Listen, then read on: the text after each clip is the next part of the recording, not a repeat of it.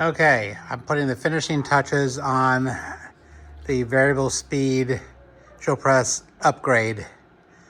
Here's the box in the back that's got all the electronics, the VFD, the contactor, filter, 12 volt power supply for the fans.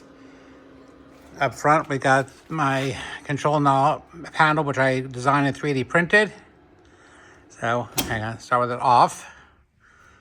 Twist. So turn on, turns on the brain.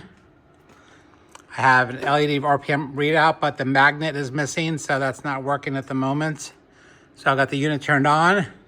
I want to go forward on the chuck. Okay. Slow it down with the dial.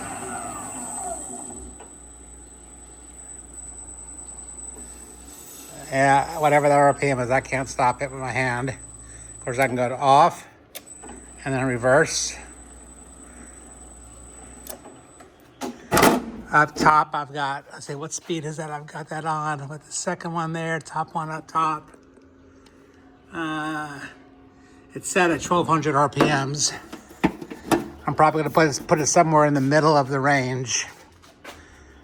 The only thing I'm missing at the moment is I can't find the cover plate for my Baldor motor. So, up, forward. Absolutely tickled pink with how this came out. Oops. Alright,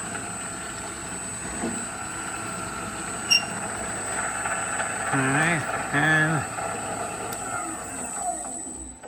pretty fast on the brake. And then shut the unit off.